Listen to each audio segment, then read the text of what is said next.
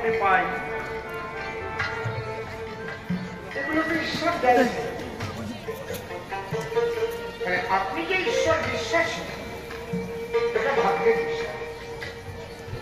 এই জন্য সাধুসঙ্গ জ্ঞান কৃষ্ণ কথা শুনি। এইবার কথা হচ্ছে, আপনি ঈশ্বরকে কি সম্পর্ক করতে চান ঈশ্বরের সঙ্গে? তাকে মা বলে ডাকবে, তাহলে মাতৃমূর্তি তৈরি, নাকি তাকে ভাববেন তিনি আমার গোবিন্দ, তাহলে কৃষ্ণ মূর্তি তৈরি। ভগবান এখানে বলেছেন যে যথামান প্রপদ্বন্তে প্রাণ তথৈব ভগবানঃ মম ভট্টানুবর্তন্তে মনুষ্যাপ্রাপ্ত সর্বস্ব। তোমার ইচ্ছা। এই বিশ্বাসীদের মধ্যে নিরাকারবাদী বেশি পৃথিবীতে।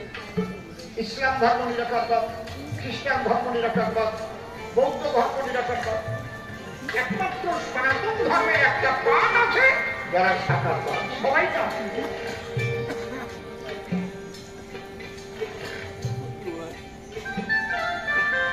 খুব লক্ষ্য করে শুনুন, কতগুলো গল্প পরে বলছি। গল্প আমার কাছে ভিউ আছে প্রচুর, আসল কথাগুলো শুনুন। আপনার উপর নির্ভর করবে তার মূর্তিকে ভালোবাসেন, সেই মূর্তির সামনে নিয়ে এবার সাধনাতে বসেন।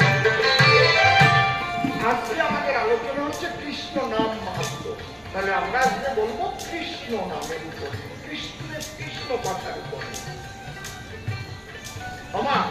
মা উঠে যেও না, আজকের কথাগুলো শোনো। গুরুর পায়ে 10 বছর তেল গলিয়েও এত কথা বলার টাইম এখনকার গুরুদের নাই।